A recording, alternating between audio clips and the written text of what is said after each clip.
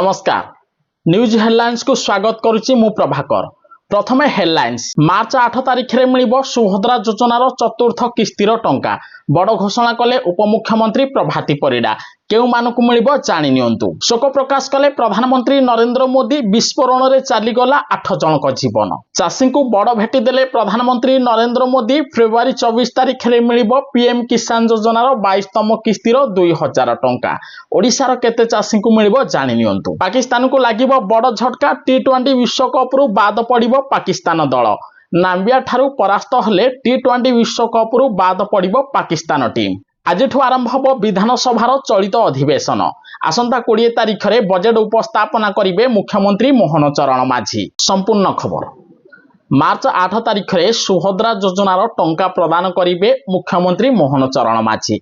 एने निजे उपमुख्यमंत्री प्रभाती परिडा सूचना देइचंती। सेबडे 3टी पर्याय पाखापाखि 1 कोटी रु अधिक महिला बैंक खाता को सुभद्रा योजना रे 15,000 टंका लेखाई प्रदान करा जाइछि। एबे जो माने नुआरे आवेदन करिसंती सेमानकु मध्य मार्च 8 तारिख रे सुभद्रा योजनार टंका मिलिबो।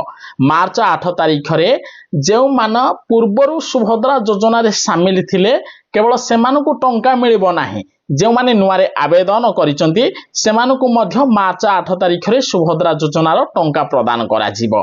एने सूचना दैचंती उपमुख्यमंत्री। चाषी को संसद भवन रु बड़ सूचना देले केंद्र कृषि मंत्री शिवराज सिंह चौहान। आसंता फेब्रुआरी 24 तारिख में प्रधानमंत्री नरेंद्र मोदी निजे देशर 10.5 कोटी रु अधिक चाषी बैंक खाता को पीएम किसान योजना रे 22तम किस्तीर 2000 टंका प्रदान करिवे। जदि आमे ओडिशा कथा देखिबा, ओडिशा रे चलित थर पाखापाखि अधिक 2 रु 3 लाख चाषी को पीएम किसान योजना रे शामिल करा जाइछि।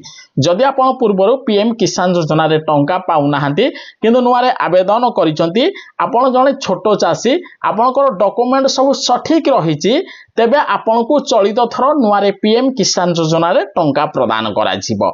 एनै लोकसभा रु सूचना दैचंती केंद्र कृषि मंत्री शिवराज सिंह चौहान। निष्ठी आपण को केमिति लागिला आपण निश्चय फीडबैक देबे। वीडियो को अधिक रु अधिक शेयर निश्चय करिवे।